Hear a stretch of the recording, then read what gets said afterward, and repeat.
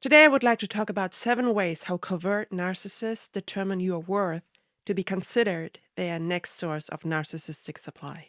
Whether you're a partner or just a friend, there's often superficial reasons why narcissists choose you and why they aren't choosing you for just being you. Narcissists are social leeches and tend to be highly exploitative. Therefore, they choose the people they surround themselves with based on the amount and quality of narcissistic supply they can get out of them. This could be anything: money, housing, transportation, food, sex, status, and so on. Once their source of narcissistic supply runs dry, they're often off to the next person. It is obvious that narcissists have a tendency to objectify people. Given their emotional unavailability, this should not come as a surprise. You are basically just a tool to get them what they want, or a stepping stone to get them where they want to be. I know it sounds terrible, but the harsh reality we all had to come to terms with in the end is we were being used for somebody else's benefit. When you first meet a narcissist, and specifically one of the covert types of narcissists, they usually run you through what feels like an interview process. And it's not like the typical kind of questions you would ask a person on the first couple of dates. No, these are questions that may be a little too personal or invasive, and that you would normally approach at a later time if you haven't found out what was said between the lines already.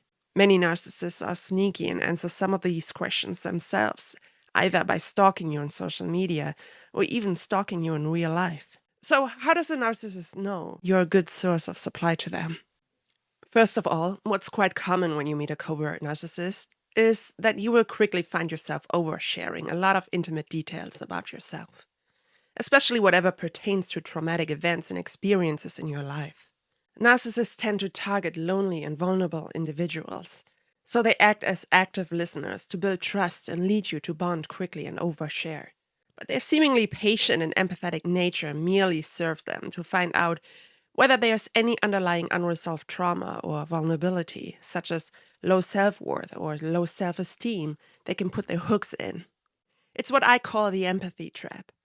While narcissists may feign empathy for you, they will also test yours by mirroring your vulnerability and maybe share some of their own past traumatic experiences with you, whether they are true or not from their distorted perspective.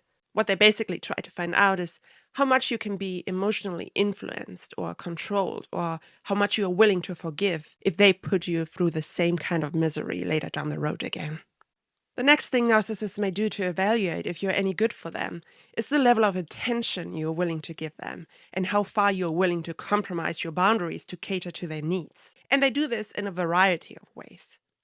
The easiest way is to keep you on the hook throughout the entire day and text or call you nonstop, even during times it seems inappropriate, like when you're in an important work meeting or at night.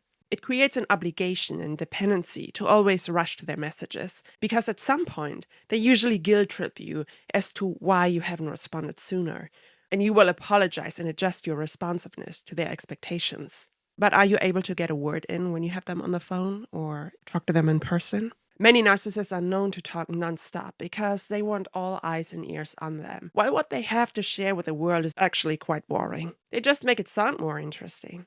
This being said, not everyone who talks for long periods of time is a narcissist. Some people do so because of anxiety, ADHD, or difficulties to read social cues that would allow other people to insert themselves in a conversation.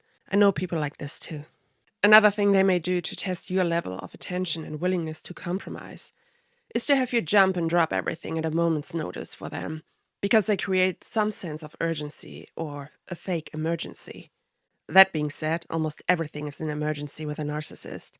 They'd rather get things done for them right away than having to wait for it, because that would mean they aren't a priority in somebody else's life. So are you willing to adjust your schedule or give up your own appointments to serve them? Especially targets with people-pleasing habits are at risk. It won't take long and your entire world revolves around the narcissist and fulfilling their needs over your own. Your mind is literally consumed by thoughts of them 24/7. And that's how the isolation begins. Pay attention to phrases in which they point out how you make them feel or what they appreciate about you doing for them.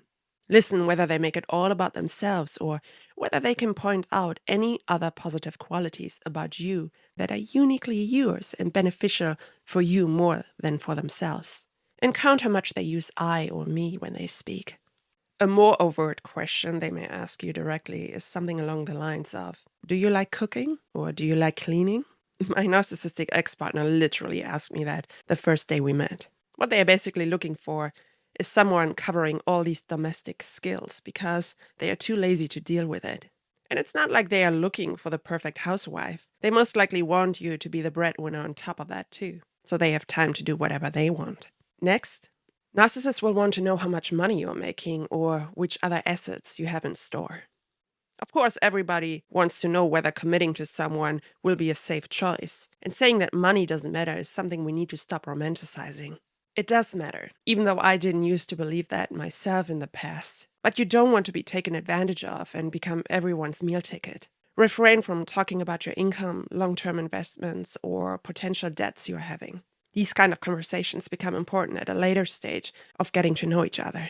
However, you can also make that assessment by looking at other clues, such as whether someone is career-oriented, what type of goals they are pursuing in life or have accomplished so far, if their words are actually met by actions, and so forth. Consistency is key to be successful in almost everything we want in life. The last 3 points are questions in the interviewing process that may seem harmless, because we kind of all like to know these answers. But pay attention to their reaction or how much they will want to go into detail and specifics while asking. So as my 5th point and seemingly harmless question narcissists may ask you is where you live. But it's not only about the city you live in. No, they would like to know the exact address instead. My ex-partner got my address out of me by sharing his own, saying it was only fair to share his address if I shared mine to make me trust him. And that's how he learned that I was living in one of the finest and richest neighborhoods in my town back then. He even claimed that he had been wanting to live in that exact same area for a very long time. I mean, what are the odds, out of all places? What he was truly trying was to allow him to move into my apartment, because he allegedly liked the area so much and wanted to spend all of his time with me. As I said before, they are leeches, and wanting to move in with their victims at the beginning of their relationship is a very common red flag you need to pay attention to.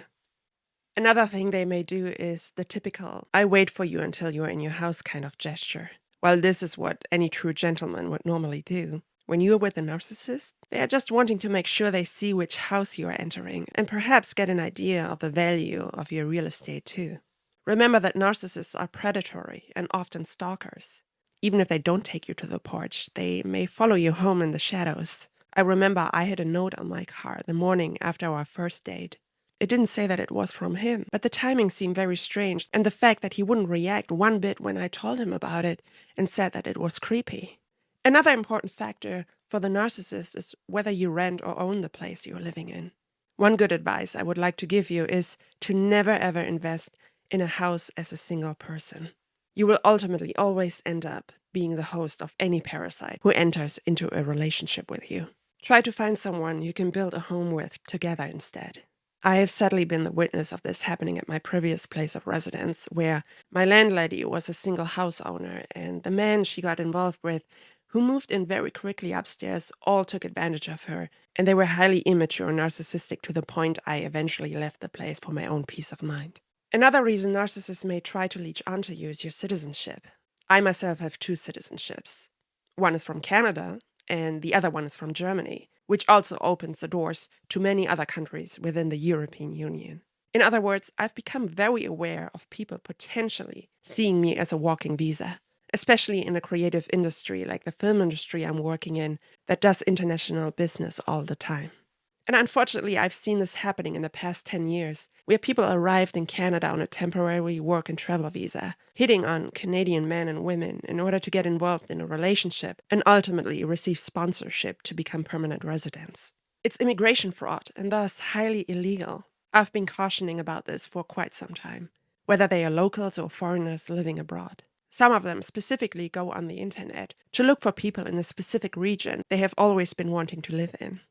My own ex-partner, for instance, told me one day that this is how he had approached a woman on the internet after his divorce.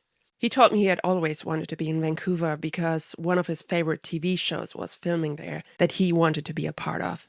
And so he went on Facebook to look for a girl who was living in that area. They met, and he manipulated her into a relationship with him.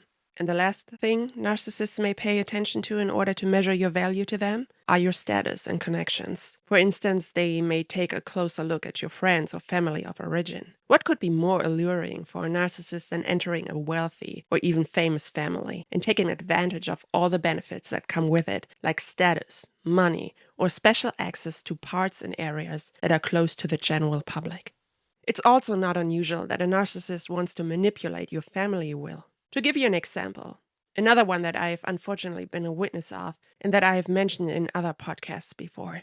If your parents own real estate, you will most likely inherit their property one day. Now, it's not uncommon for narcissists to try to isolate and put a wedge between you and your family. In that case, narcissists may push you to demand an early payout of your inheritance so they can use up your money and leave you with nothing in the end.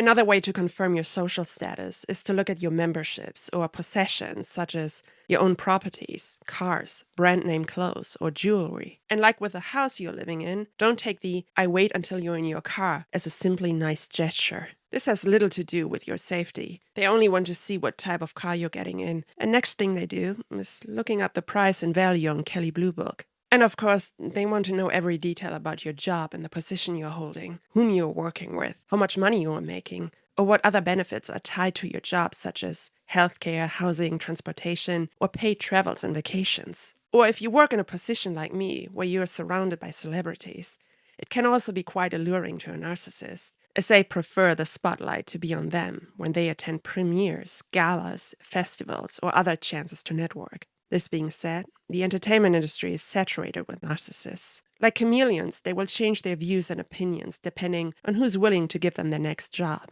Personally, I've stopped making friends in the industry because the majority likes to take advantage or is constantly up in your business. But I digress.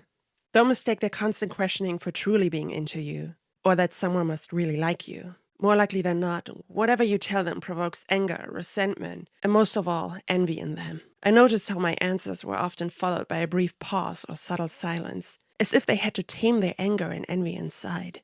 As an empath, you'll notice these subtle shifts in their energy. There's nothing charming about being interviewed than truly learning about a person by giving them the space and time to open up on their own terms. Remember that trust is earned over time. Thank you very much for listening. Stay safe and have a great day.